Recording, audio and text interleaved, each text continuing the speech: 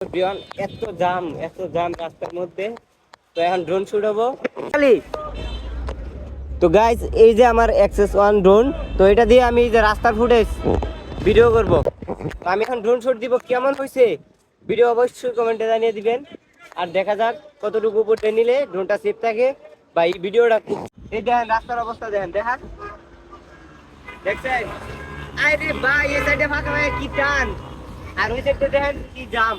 তো এখন আমার এই ড্রোন দিয়া ছুটবো, রাস্তার ফুটেজ দেখা যাক কেমন হয়।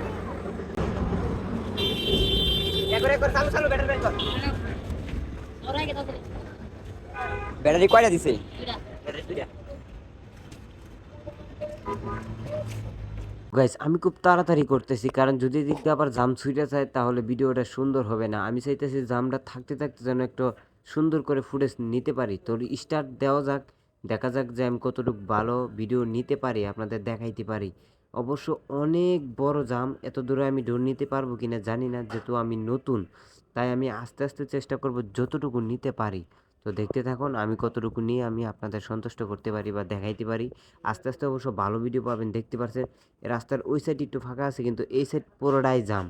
এই সাইড জাম এতটাই, আবার এই সাইডেও দেখেন জাম। আমি কিন্তু ড্রোনটা ওই পাশ থেকে আবার এই পাশে নিয়েছি। আবার যদি আমি ওই পাশে দেখাই, দেখেন বিশাল বড় জাম। এই জাম যে কত দূর গেছে আমি নিজেও জানি না।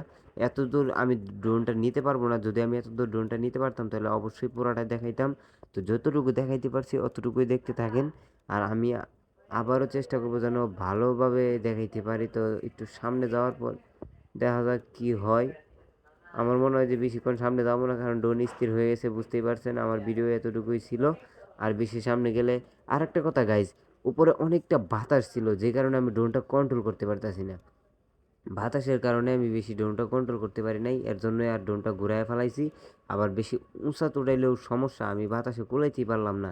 তার জন্য ড্রোনটা আবার ব্যাগে নিয়ে এসেছি। ওই যে ব্রিজের উপরে আমি প্লাস এতটুকুর ভিতরে আমি ভিডিও দেখাইছি, ওই দিক দিয়েও পাঠাইছি আবার এই দিক দিয়েও পাঠাইছি।